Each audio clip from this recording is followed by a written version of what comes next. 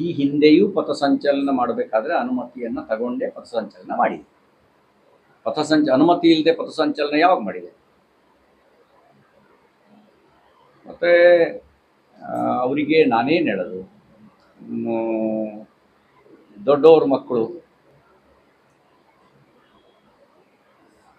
ಎಲ್ಲವೂ ಕೂಡ ನಿರಾಯಾಸವಾಗಿ ಬಂದಿದೆ. ಒಳ್ಳೇದು ಯಾವುದು ಕೆಟ್ಟದ್ದು ಯಾವುದು ಅನ್ನುವಂಥ ವಿವೇಚನೆ ಒಂದು ಅವ್ರಿಗೆ ಬರಬೇಕು.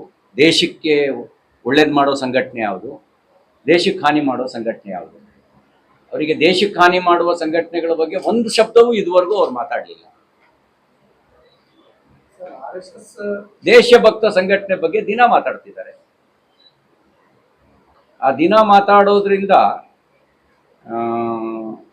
ಅವ್ರಿಗೆ ಪ್ರಚಾರ ಸಿಗುತ್ತೆ ಅಂತ ಬಯಸಿದ್ರೆ ಪ್ರಚಾರ ಪಡ್ಕೊಳ್ಳಿ ಹೇಳಿ.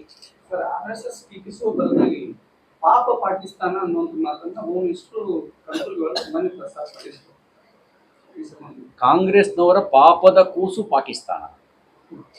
ಕಾಂಗ್ರೆಸ್ನವರ ಪಾಪದ ಕೂಸು ಪಾಕಿಸ್ತಾನ.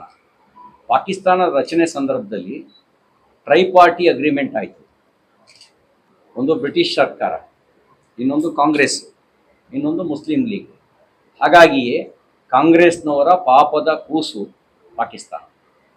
ಹಾಗಾಗಿಯೇ ಅವರು ಆ ಪಾಕಿಸ್ತಾನದ ಬಗ್ಗೆ ಪಾಪ ಪಾಕಿಸ್ತಾನ ಅಂತ ಕರೆದಿದ್ದಾರೆ. ಪ್ರಿಯಾಂಕಾ ಖರ್ಗೆ ಅವರು ಎಲ್ಲೋ ಒಂದು ಕಡೆ ಬಿಜೆಪಿ ಅವ್ರನ್ನ ನಿದ್ದಿಗೆ ಸಾಕಂತಾರೆ. ಪ್ರಿಯಾಂಕಾ ಖರ್ಗೆ ಅವರು ತಮ್ಮ ನಿದ್ದೆಗೆ ಸಾಕಂತಾರ ಅಂತ. ಅವ್ರಿಗೆ ನಿದ್ದೆ ಬರಲ್ಲ.